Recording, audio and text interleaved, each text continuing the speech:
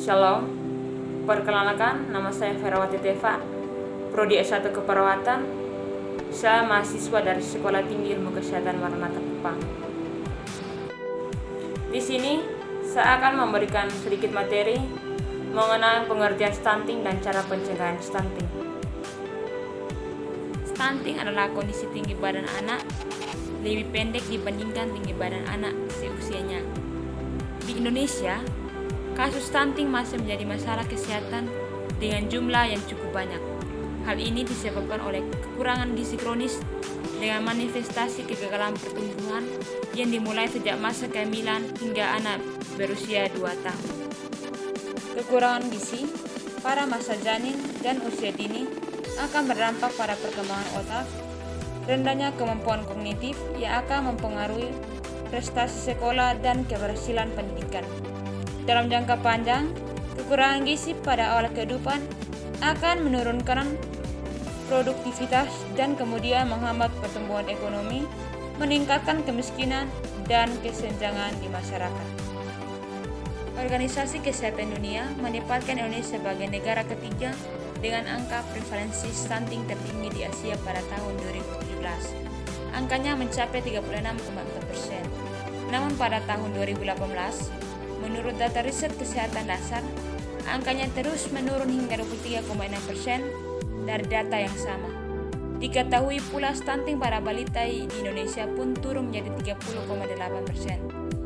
Adapun riset kesehatan dasar pada tahun 2013, stunting balita mencapai 37,2%. Perlu diketahui bahwa riset kesehatan dasar memang dirilis setiap 5 tahun sekali.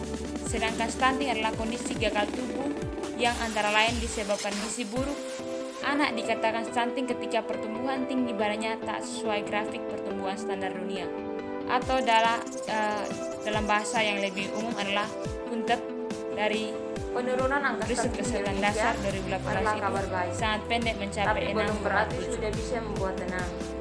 Maklum, bila merujuk pada standar WHO, batas maksimalnya adalah 20% atau 1/5 dari jumlah total anak balita.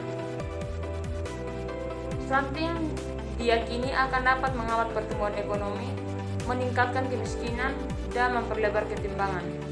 Situasi ini jika tidak diatasi segera, maka dapat dipastikan Indonesia tidak mampu bersaing menghadapi tantangan global pada masa depan. Penyebab stunting: yang pertama, kurang gizi kronis dalam waktu lama. Yang kedua, retardasi pertumbuhan intrauterine.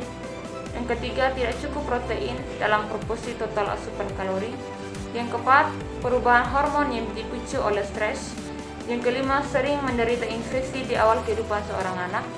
Yang keenam, kurangnya pengetahuan ibu mengenai gizi sebelum hamil, saat hamil, dan setelah melahirkan.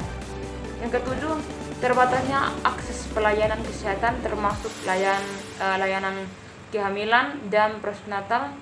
Yang ke-8, kurangnya akses air bersih dan sanitasi. Yang ke-9, masih kurangnya akses makan bergizi karena tergolong mahal.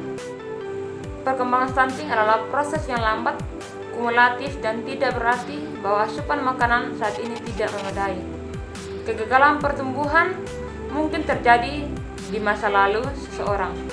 Selain itu, efek jangka panjang yang disebabkan oleh stunting dan kondisi lain terkait kurang gizi, asap kali dianggap sebagai salah satu faktor risiko diabetes, hipertensi, obesitas, dan kematian akibat infeksi. Gejala stunting: yang pertama, anak berbadan lebih pendek untuk anak seusianya. Yang kedua, proporsi tumbuh cenderung menurun, tetapi anak lambat lebih muda atau kecil untuk usianya. Yang ketiga, berat badan rendah untuk anak seusianya. Yang keempat, pertumbuhan tulang tertunda. Cara mencegah stunting: mencegah stunting akibat asupan gizi yang kurang dapat dilakukan dengan memenuhi kebutuhan gizi yang sesuai. Namun, yang menjadi pertanyaan adalah bagaimana jalan yang paling tepat agar kebutuhan gizi dapat tercukupi dengan baik. Mencegah stunting bisa dilakukan dengan cara berikut ini. Yang pertama, berikan anak gizi seimbang agar tubuhnya bisa bertambah tinggi dan untuk perkembangan otak anak. Yang kedua, melakukan aktivitas fisik, minimal olahraga 30 menit setiap kali. Yang ketiga, jangan biarkan anak tidur larut malam agar anak dapat istirahat yang cukup. Sekian materi yang dapat saya sampaikan dan bagikan untuk kita semua. Semoga bermanfaat untuk kita semua. Terima kasih.